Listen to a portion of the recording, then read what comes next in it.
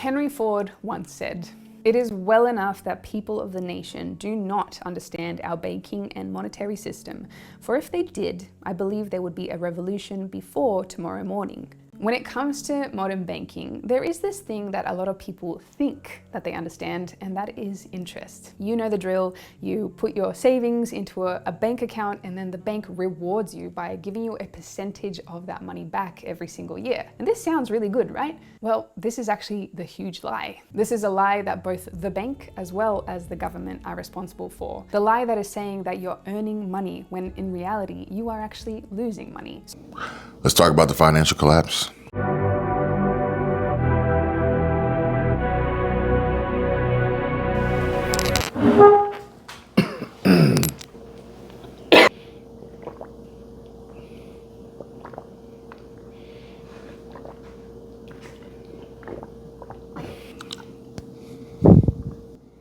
What problems do most Americans have right now? Or at least that you hear? That I hear that they have a hard time. Or you read? That they have a hard time saving because everything costs so much now that they're having to pay extra for everything, which hurts their ability to save things, or that they're having to use credit cards. And of course the APRs or percentage rates are ridiculously high and all kinds of stuff. I'm gonna read you a comment. I think I'm gonna read you a comment. All right, I'm not gonna read you a comment. Okay. I was reading something today about that. Credit cards. Mm-hmm. Oh, about how the government just passed so that credit cards cannot have late fees more than $8? No, it was something along the lines of people living off of credit cards. You didn't send it to me. Maybe between you and Chris? The kid's back there playing scary stuff. No, I don't. Click the X on that. Sometimes more stuff pops up. No, I don't remember where I saw it. Maybe I didn't see it. Or maybe they deleted it because I put through a whole long comment on my video today and I can't find it to reply to it. It's just gone now. YouTube doing YouTube things. It was something to the effect of people being forced to live off credit cards. Would it have anything to do with Social Security or unemployed people forced to live off credit cards? I honestly don't remember. Okay. I see so many negative comments in regard to personal finance. They all seem to run together and meld together now. So I really, maybe I didn't see it. But that doesn't change the fact that it's probably true. Mm-hmm. The people are living off of credit cards? Well, some people are trying to live off of tax returns. Now's the time. People are looking forward to getting that big refund. Mm-hmm. Hopefully it's a big refund. And I got an article here, and it says that the average tax refund for 2023 that you'll receive in 2024 is $3,213. Is that for an individual, for a family? Or that, I mean the average, so everything combined and divided up by people who pay their taxes? Yeah, I mean, if you married, filed joint, it's only one return. So it's the same. So 3,213. Which, how many people can get by with that much in a month? Well, a better question is how many people can get by, that's the average. That means that some are more and some are less. Yeah. And this person here in particular, their federal tax refund was $18. And then think about the states that don't have state tax, so there's not going to be, is there ever a state tax refund? I mean, if you overpay, then there's a refund. But if your state doesn't do state tax, then you know that one's out the door. You have to fully rely on federal refund. If there's no state tax, state income tax, then every pay period you're taking home more money. Perks of living in Florida. But ironically, this person says, don't worry, I did it on purpose. In fact, every year I try to get my refund as close to zero as possible. One year I owed the feds $18 and got a $19 refund from Washington, D.C. I felt like a genius. So he owed 18 to the Fed. He received 19 back from D.C. state. And so he was up $1. Nice. As close to zero as possible. Nice. And he says that if you like getting a refund, I get it. And so do financial pros to an extent. Quote, I think that there is a little enjoyment in getting a tax refund because it feels like free money. Keyword, feels like. Yeah. Because it's money that you earned and they took, and then they're like, well, we took a little too much. You can have some of it back, peasant. So this is actually funny because I came across a video yesterday, maybe, that kind of got me thinking. And the title of the video was, The Banks Are Lying to You, parentheses, about interest. Okay. Because I'm sure they're lying to you about way more than just interest, you know? So that's the clip that's at the beginning of this video, is the opening scene, a little bit of the dialogue of the banks are lying to you about interest. But we're going to talk about interest here because it says, I feel like the financially optimal way to think about it is that it's not free money.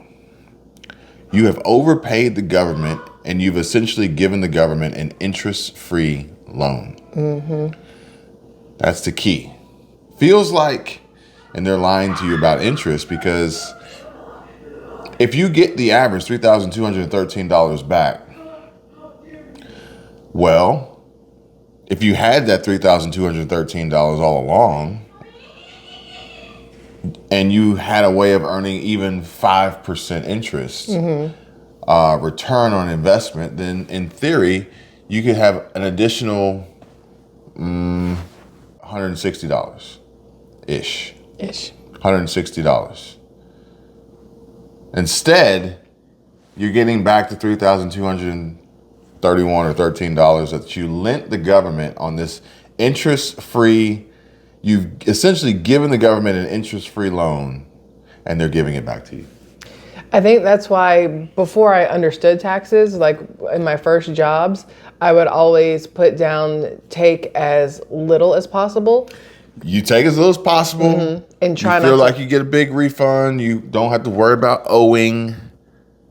Well, when they would take as little as possible, I was always worried I would owe at the end because maybe they didn't take enough. Oh, take as little as possible. I wanted them to take as little as possible. I don't remember if it's a 0 or a 1 when you fill out your. No, if you. You know what I'm talking about? The lower the number, the more they take. The higher the number, the less they take. Okay, so whichever one it is, I wanted them to take as little taxes out as possible when I was younger because I needed that money, for, life, car payments and going out and apartment rent and everything else. You wanted the money. I wanted the money. I needed it. I wanted the money. So I'd always go out there and buy your coffees and hang out at the beach. Yeah, the fun places. Actually, I was thinking about somebody today, and I think her name is Gothel. Mother Gothel? Is it Gothel? Mm-hmm. So it's funny because I was thinking about her, and I thought about it. I said, you know what? She's this character that would want you to believe that she has your best interest in mind. Mm-hmm. And in fact, she's lying to you and trapping you and preventing you and withholding you from actually receiving information that could help you, opposed to more so kind of telling you what you want to hear, or maybe more so even really just hijacking you for 18 to 20 minutes to essentially have you walk away with nothing. Yeah. Perhaps maybe some nostalgic memories, but ultimately an entirely huge waste of time that doesn't benefit you and will more than possibly keep you in a position of want, or what's the opposite of abundance? You'll be lacking. Mm-hmm. You yourself will mention in the comments, you know what, you're right, yeah. I wish I had $1,000. I wish I had $10,000. Although these stories of migrants getting $10,000, $20,000, they're not true. No. These stories of 320,000 migrants being flown in by Biden secretly, they're unfounded. You're technically incorrect. They're unfounded. And to be 100% honest with you, one of the main reasons why I try to tell so many people to get started on YouTube is for the simple fact that YouTube does pay you to talk. Yeah. YouTube does pay you to run your mouth, whether you're telling the truth or not. Plenty of people out there getting paid for it. He or she who tells the biggest lie wins, in essence, really. Yeah. Which may be why my views are down. But at the end of the day, I want people to walk away from my videos with more. I want them to walk away with tools, helpful information, a resource that they can call on to advance them, even if it's 1 degree. You know, even if we're a game of inches, you know, we're in the red zone. Well, every inch matters. That's you what know? she said. Sorry. And then on your videos, I couldn't stop myself. you're not going to go so deep into. I can't escape this. You're not going to go so deep into the weeds on the ins and outs. Although you will discuss like budget and money savings and coupons and credit cards and things like that. But at the end of the day, what did somebody tell you today? What was that? What did they tell you? The comment I sent you, or not only are folks so caring and generous to engage with buy me a coffee or buy me a mimosa. Is it still buy me a mimosa? Yeah. Buy me a coffee link, but it's a mimosa. Mimosa. But I mean, even this comment here. Can you read this comment? Not when the computers turn that way. Hi there. Thank you for your consideration. You make me feel that someone out there really cares. The one thing that keeps me coming back to your channel is the no-nonsense approach to life in the world we live in. You are that next-door neighbor you hang out the kitchen window just to chat with. It is comfortable knowing you are there. We, STers, Squirrel Tribers, appreciate you because you make us feel a part of your extended family. Thank you. Stay safe out there. Take care, and God bless. You know, it's funny because you said STers, Squirrel Tribers. And I feel like we did squirrel off a little bit because this was not the intended purpose of this conversation. But I do think that it matters, and I think that it's important. And I think that these are parts of a whole that develop a much bigger conversation and dialogue that really can wake some people up and hopefully take them from a place of negativity and not even just negativity. Fear. Well, the negativity and the fear and the emergency and the disaster and all that stuff. That's what ropes them in. It puts the butts in the seats. yeah. And they'll come back each and every day for more of it. They'll come back each and every day for more of it. But if I tell you, I'm going to show you how to be successful. If I tell you I'm going to show you how to be successful, where I literally tell you how to be successful, ain't nobody showing up for that. That's so weird. Ain't nobody showing up for that. But they'll show up to the ones where they can complain about being unsuccessful. And that's weird to me. If you have the ability, or if you're in the position to complain about not having this or that, or being unsuccessful with this and that, wouldn't you then want to find a way to not have to complain anymore? Like, I don't want, not complain. I feel like that's the wrong word, but not be in that boat. I do have to say there's some level of complaint. Yeah. But I mean, if I'm hungry, I'm not going to sit around and talk about how hungry I am, I'm going to find a way to not be hungry. Like, I feel like if I have to pee, I'm not going to sit around and just talk about how bad I have to go. I'm going to find a way to go use the bathroom.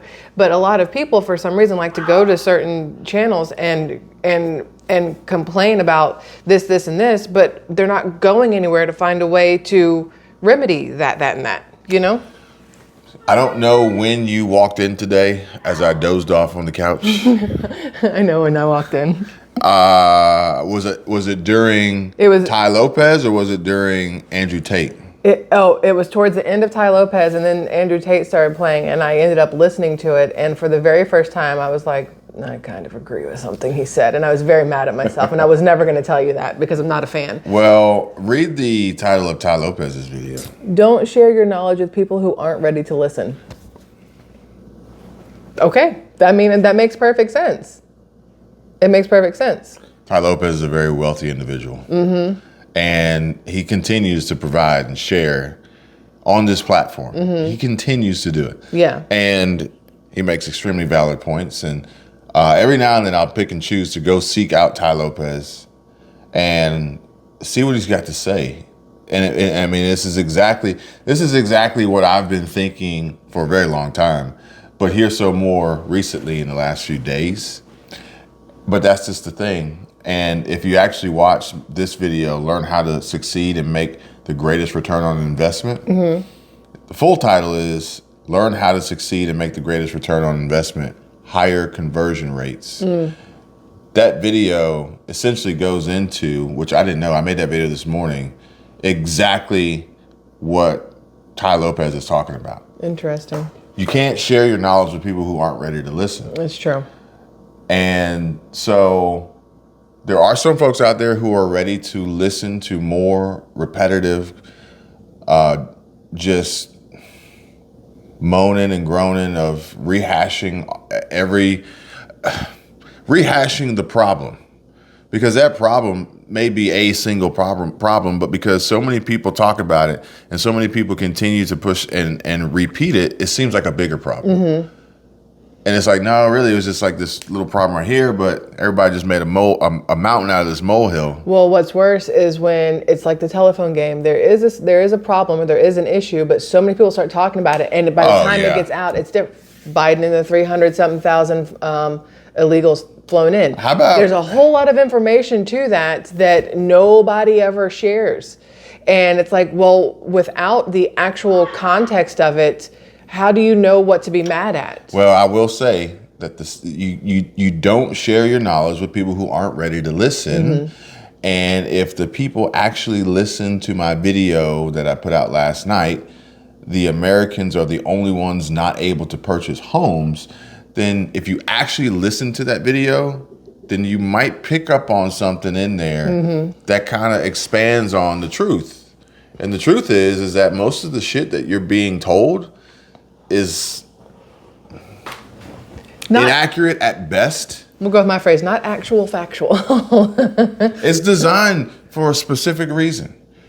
For a YouTuber, a YouTuber to sit here and tell you they don't make money by doing this, but while also telling you everything that's wrong and questioning whether or not you're going to receive your money from the government, is completely ass backwards in producing any meaningful and impactful, substantial change, as you have tricked and lied to the viewer, the audience, you guys, about your income and your compensation status for what you do, while reminding them of what they're not getting, even though who's supposed to be theoretically getting this is not.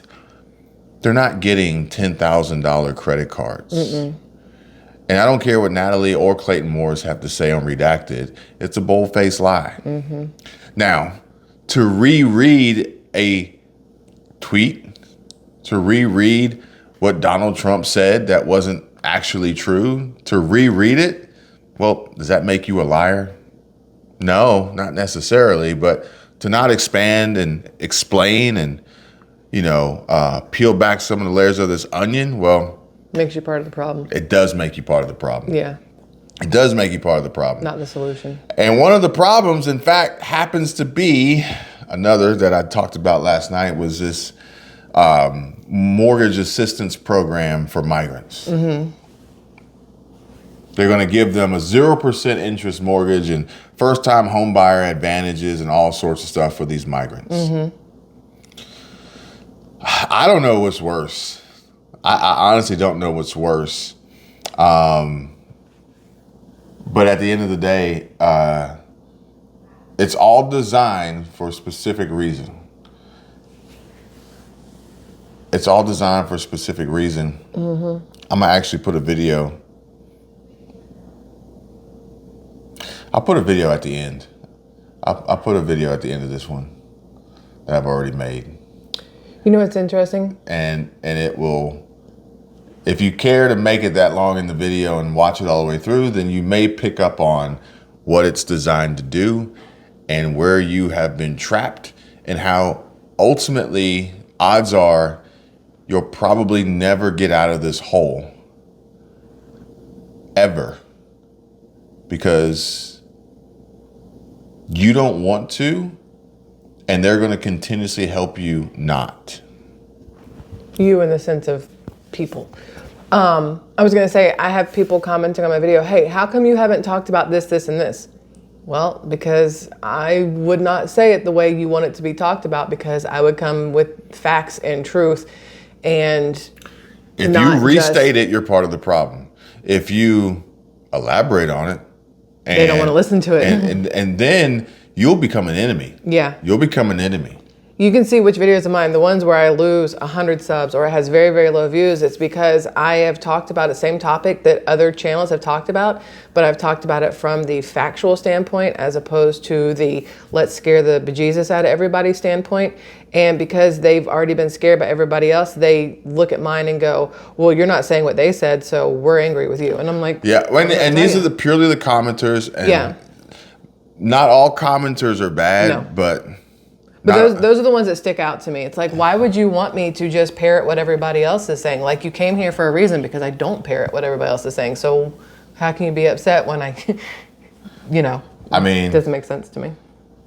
Yeah. Those are, the commenters, they typically, but then it's like, even if I chose to lay it all out with chronologically timeline documented proof of what's being said, how inaccurate it is, who said it to you, and essentially how they've been lying to you, I would be the bad guy. Well, it's like being in a narcissistic relationship or a gaslighting relationship. I don't know which one is which, where you've been trained to believe everything that you're being told by these people because you've come to trust them, like them, whatever.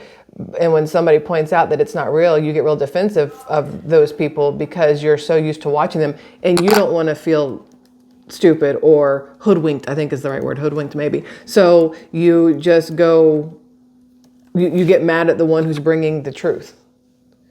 I don't know how else to phrase that. The movie Run. Mm-hmm. The movie Run. I think that's the movie. I don't know what that is. Oh, I wanted to see this one. It's the mother-daughter one, right? No, we've watched this. We watched this one? We've watched this.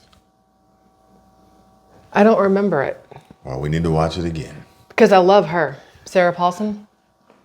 And her mother is a gaslighter. Mother Gothel, was it Gothel? Mm-hmm. She's a gaslighter. And some of the channels that you guys watch and subscribe to and tune in every day, they're lying to you. They're lying to you to receive big paychecks.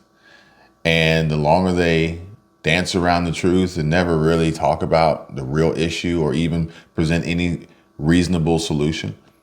If you can't afford a home right now, if you are buried in credit card debt, if you can't afford to take a vacation, if you can't keep your head above water, if you are barely getting by with your cost of living, if you can't, if there's any financial problem out there that you have, I can guarantee you that the channels you watch tell you to go buy something. Yes, go spend the money you don't have. They tell you to go buy something for the farm or something for the pantry. Or something for the end of the world. Get an extra can of something. Or a gas mask in case whatever. I thought you were going to say all those things. How is that going to help you? It's not. How is that going to help you? Now you have less money. Pay this credit card bill. Yeah. How's it going to help you pay your rent? How's it going to help you when your mortgage payment went up because it includes your escrow and your insurance and your property taxes? Because unless you have an adjustable rate mortgage, which would be a terrible idea to have at this time, then the only reason why it would go up is because of those things. And it's not because of the housing market itself, but at the end of the day, how is going out and stockpiling more, how is making that expense, putting the money in that category actually going to help you in any meaningful way today, tomorrow, in the next month, before the due date? How is that going to do anything? I thought you were going to say anybody who's in that position. I thought you were going to talk to them like those other channels. You're not alone. All of us are feeling it and blah, blah, blah, blah, blah. And then all it was is reiterating the hardships for a lot of people and not doing anything to help lift them out of those areas. You're not alone. You're not. But as I've tried to even explain this before, there's people out there with a bunch of money and they still feel the same way. Mm-hmm. Mm-hmm. Because they're continuously working to try and make sure that that's not the problem. Mm-hmm. So you're not alone about finding ways to increase and improve your income and build a savings that you may not have, as the average American doesn't have over $500 in savings, you're not alone.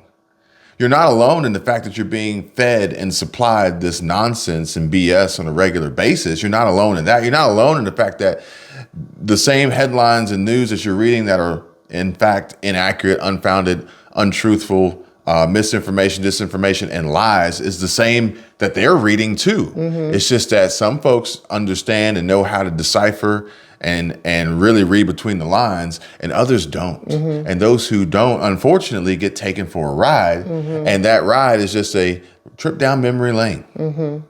Instead of telling you to go buy a book that will help you make more money, or spend less, or save, or eliminate debt, or budget better, or telling you to buy into somebody's course or mastermind that actually connects you with somebody who's going to help you improve.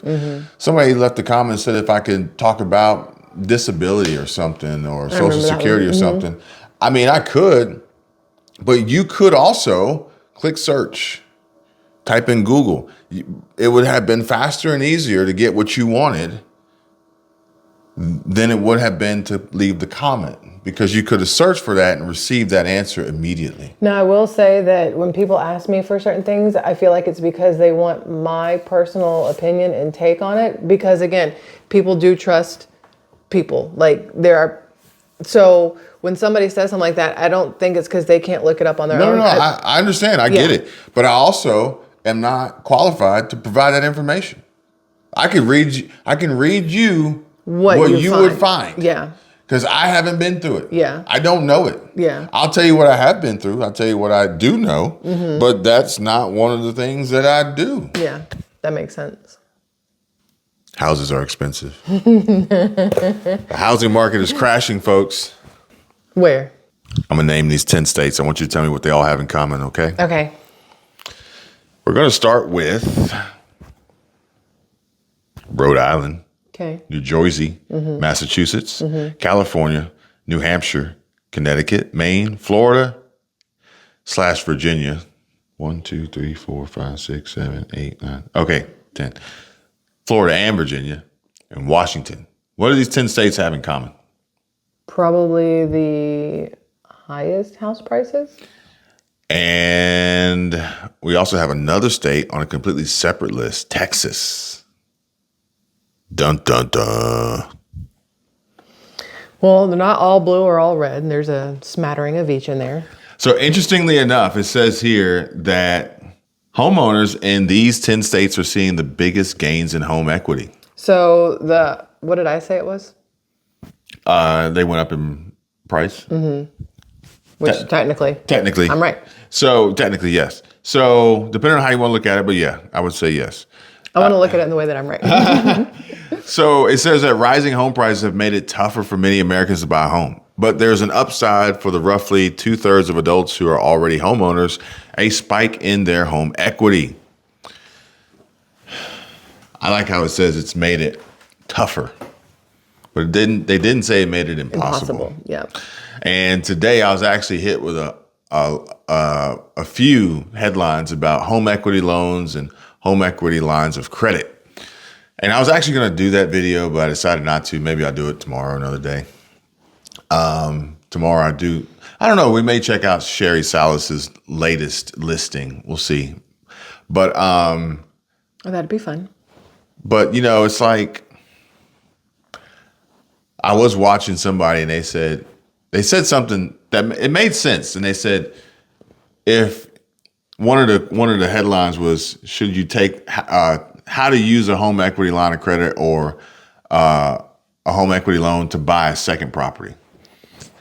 But that was the news headline or the article or whatever. But in the video that I watched like a week or two ago, I don't typically agree with what they have to say, but they did say something to the effect of, if you have to pull equity out of your home to get a second one, then you can't afford the second one. I was going to say the same thing. And I'm not going to say that you can't. It just might not be the best idea. But it's an interesting take. Yeah. Whereas there's another one, and it said, we're selling our rental. They had $1 million rental that they had a mortgage on. I don't think they owned it outright. and they were saying, we're going to sell our $1 million rental. Should we pay off our $1 million mortgage? So they had $2 million mortgages. And currently they have a $7,000 a month mortgage payment, and they have the proceeds from their rental that they sold. And they're questioning, should they put that money somewhere that's going to earn a greater return than what their mortgage interest rate is now? Or should they just wipe out the mortgage that they have now and be debt free, be lower on cash, but also be debt free? Oh, I wouldn't pay off the mortgage.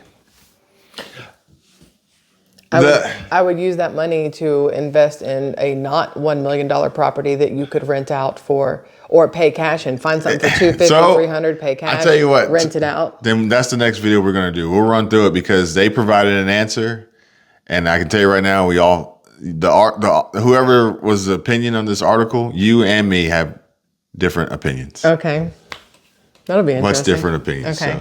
So, maybe actually we may save that for Friday with Kim and Greg. Oh, that'd be fun. Team Tordic. Team Tordic. But it says that homeowners with mortgages saw the equity in their homes climb by 8.6% on an average of $24,000 in the fourth quarter of 2023. Which is the quarter where we were supposed to be hitting that recession, right? Homeowners in Rhode Island, New Jersey, Massachusetts saw even greater gains during that time period, registering growth of $62,000, $55,000, and $53,000 respectively. Is that because more people were moving up to the Northeast, and so the influx of people gave better? I don't know if this one goes into great detail on why. Oh, why? Those three states led the nation in home value appreciation last year, which helped fuel gains in equity. All told, homeowners garnered $1.3 trillion in equity in 2023. Wow. That's a lot of money. That's a lot of money. It was even more breathtaking when I read about the line in Dubai. And to get that project started, they had a $1 trillion investment. Oh, I plan on talking about that tomorrow. I was going to talk about it today, but I went a little different today. $1 trillion investment. Because home equity represents the difference between the value of your home and your mortgage, rising home values typically result in equity gains for homeowners. The national median asking price for homes reached $415,500 in February, according to Realtor.com. With the total value of U.S. homes, while the total value of U.S. homes grew 5.3%, according to Redfin. I have a question. It might be a question you guys have, and I feel like I should know the answer, but don't think I'm dumb for not knowing the answer. If the house, let's say your house, you get like $100,000 in equity because of where the whatever is, the housing market is, and then the next year the housing market goes down, have you lost equity in your home at that point? Like if you didn't pull it out or sell the next year, because during the pandemic, houses were selling for so much money. I want you to look at equity like time. Okay. If you're going on a road trip and your GPS tells you what time you're going to be there, it's based on traffic. And if you're making good time, you're making good time. But if something changes, yeah, it can take you longer, or you can get there faster. So the housing market's the same. Nothing matters except the time you get there. Okay. And then you can say what happened. Well, that's like your 401k. Then. That's like the Equity, stock market at the same time. The equity won't matter. None of it matters until you you realize. Okay. These are unrealized gains and unrealized losses. Okay. So if you lost equity, it's unrealized. Okay. Because you haven't accessed it. You haven't taken out a loan. You haven't taken out a line of credit. You haven't sold the property. So it really means nothing. Until you do something with it. Except for maybe what insurance companies are going to base their replacement costs on, or your property taxes, which ideally we would all like our property values to decrease, because then we would see lower taxes. Yeah, premiums and lower taxes, Okay. But nobody really wants that. No. Think about it. It's such Everybody a double-edged wants sword. their values to increase. Everybody wants more equity, but nobody wants to pay the price For more equity. for having that. Yeah, that makes sense though. I mean, it's that double-edged sword. But Texas is on a completely different list. Well, I can imagine. Texas was the only state where homes lost equity with an average loss of $6,000. Understandable. With everything that's going on in Texas in 2023, 2024, especially now. This is before all the wildfires. This is before the extra influx of people. Now, Florida saw a $32,000 jump in the fourth quarter of 2023 in home equity. And I gotta ask, I need to know, is the Florida housing market really crashing? Are we really in crisis mode? No. Is it really as bad as everybody says it is? I don't think so. I don't think so I don't either. think so.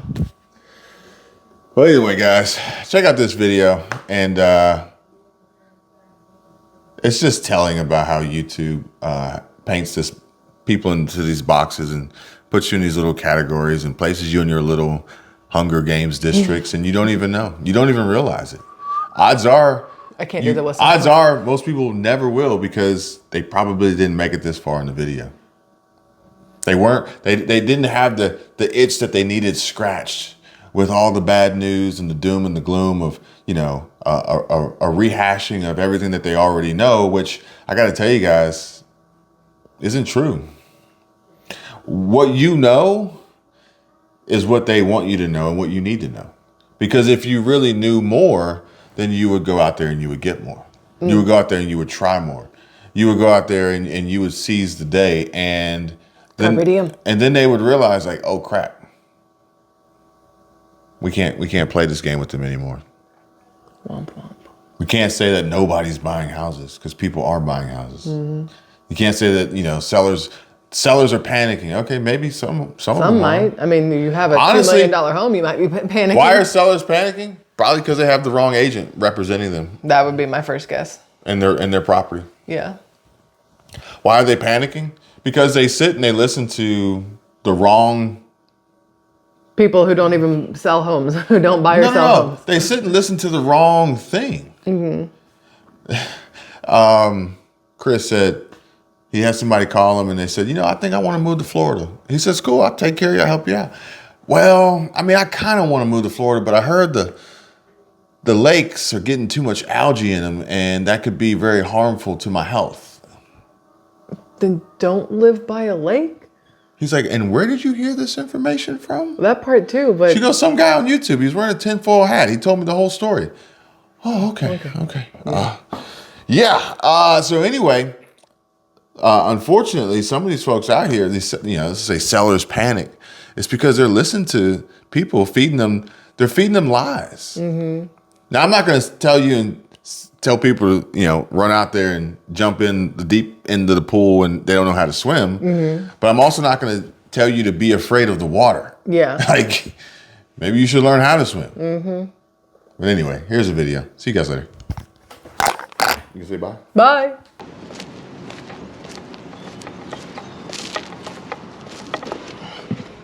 So there's a YouTuber, and her channel is Shelby Church. And she's one of many, but she popped up on my YouTube home screen today as a suggested or recommended video to watch.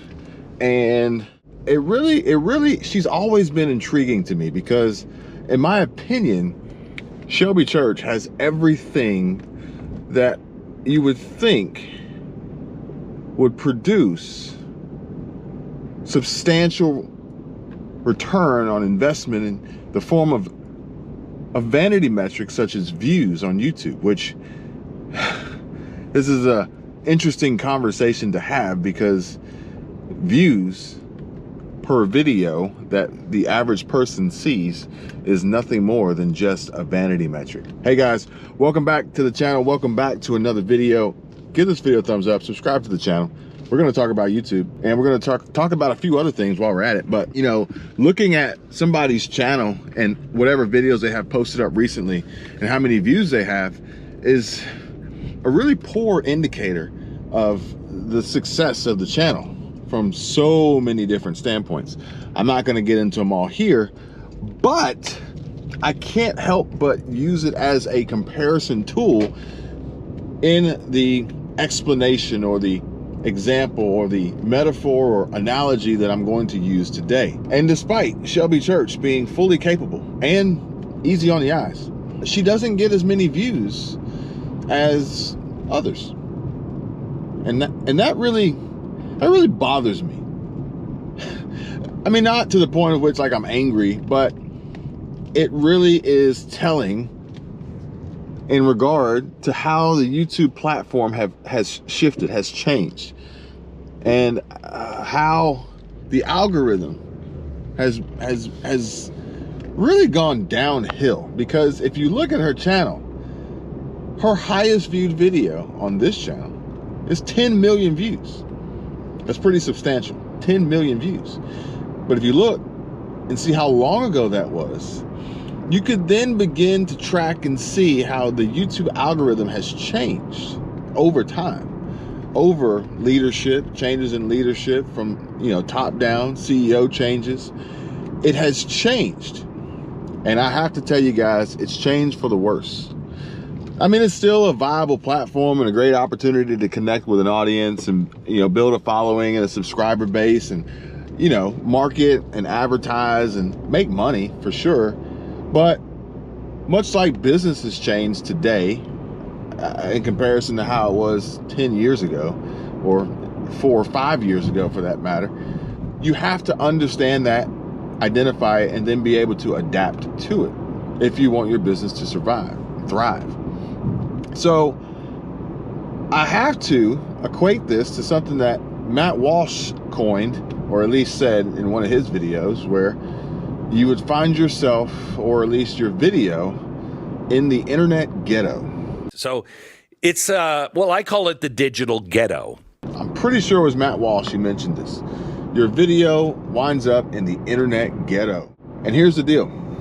The ghetto, and you guys can probably picture what a ghetto would look like, whatever ghetto you think when you hear the term ghetto, typically has a certain type of mentality of person that would reside and live in said ghetto, opposed to, for instance, maybe the hills, an affluent neighborhood in California or in Texas or in Nevada or in Washington or in Tennessee, Georgia, Florida, North Carolina, DC, New York.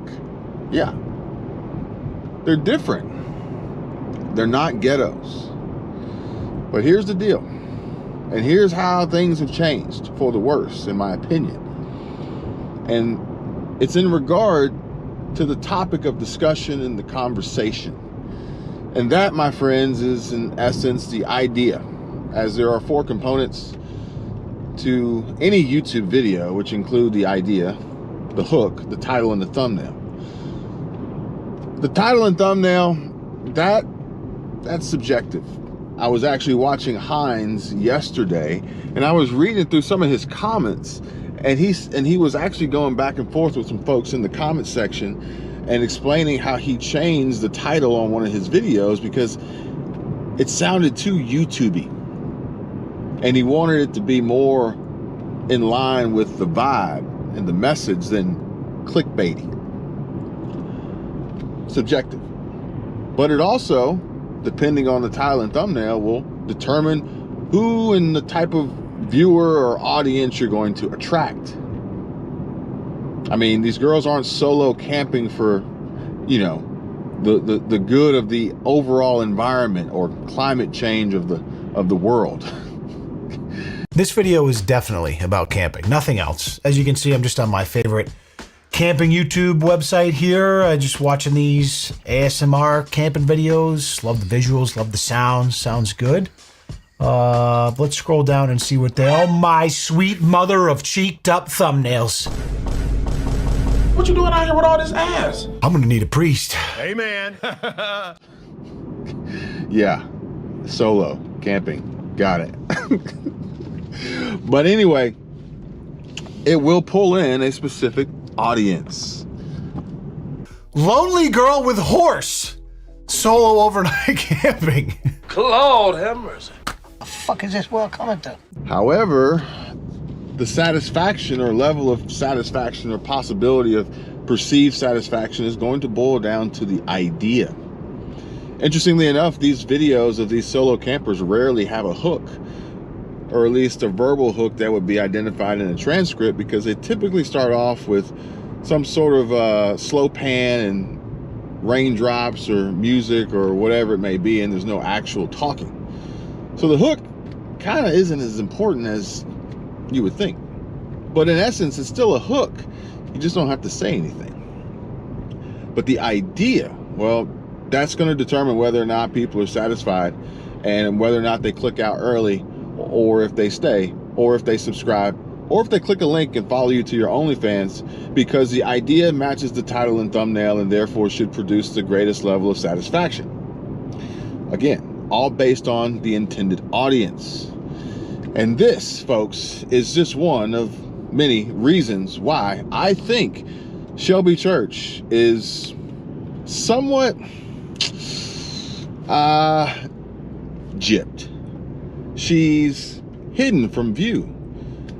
Again, changes in the algorithm, but also from the standpoint of, over time, the interest of the audience has changed, or at least the algorithm has changed the interest of the audience to really dumb down society, to really trap folks in a dark, dark hole, in a terrible place that is literally just an onslaught and a repeat of a familiar story. And that story is demise, doom, gloom, panic, fear, anxiety, destruction, war, fighting, crime, murder, death, rape, loss, theft.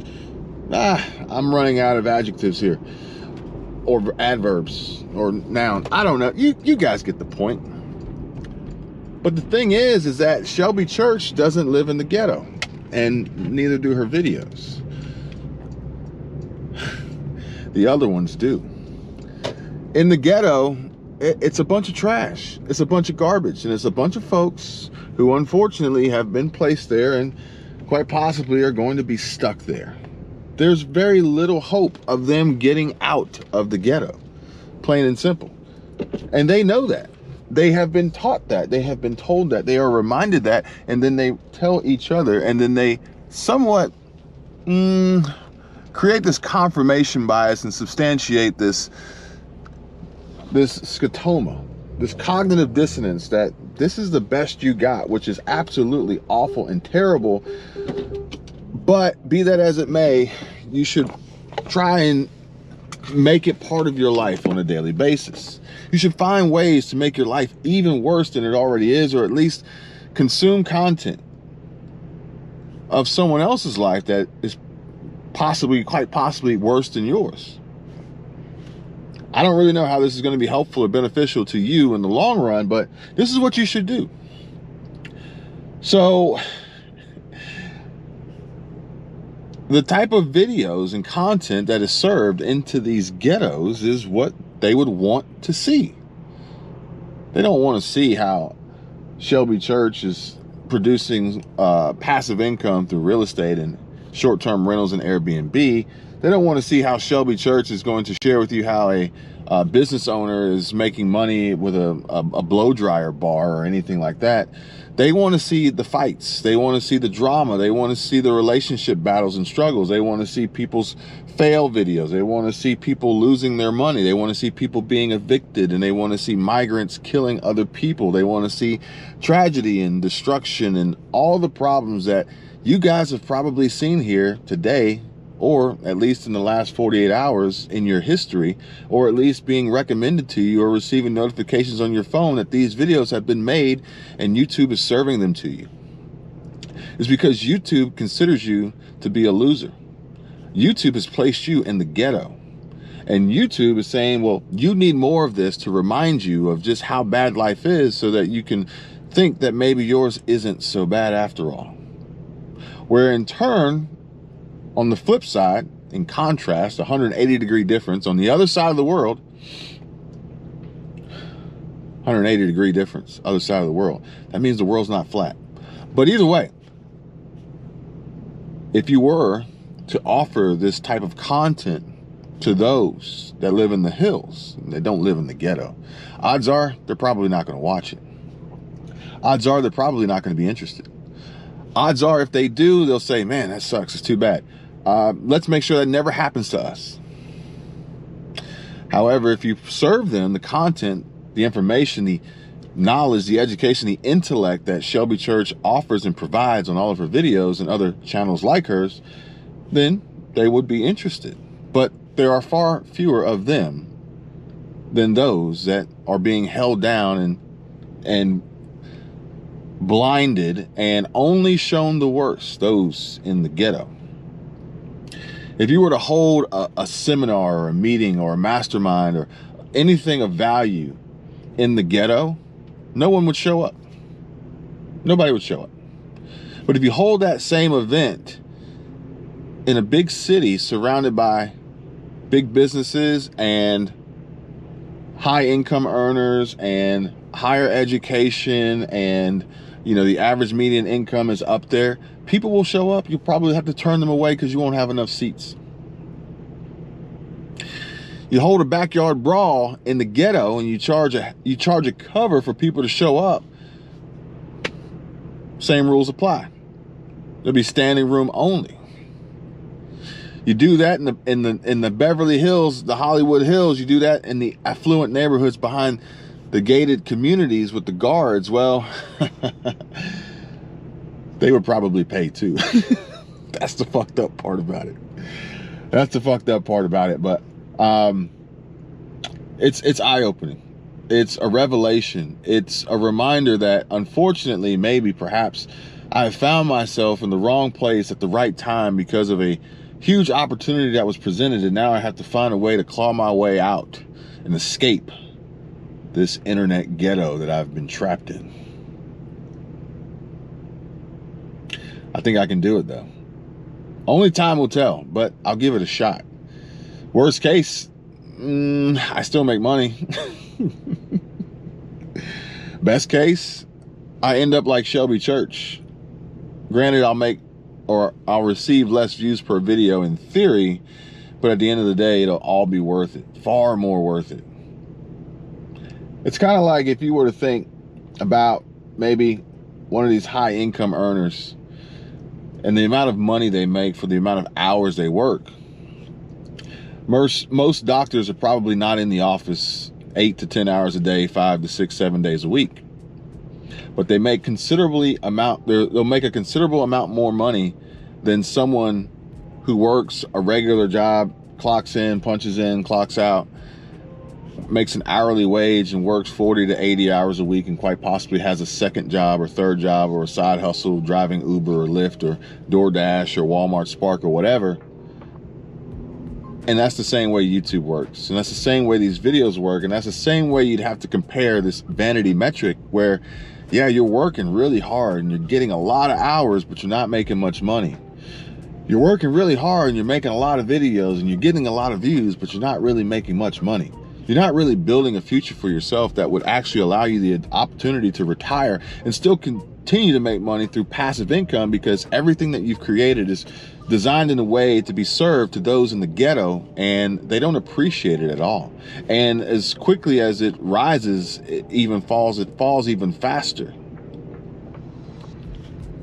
So you yourself are stuck in the ghetto too. You may have the nicest house in the ghetto, but you're still in the ghetto. I don't want to live in the ghetto. Thanks for watching, guys. Give this video a thumbs up, subscribe to the channel, comment down below. Let me know if you got any questions. Hit me up. My info is in the description. Until next time, you guys take care. Be safe. See you real soon. Bye.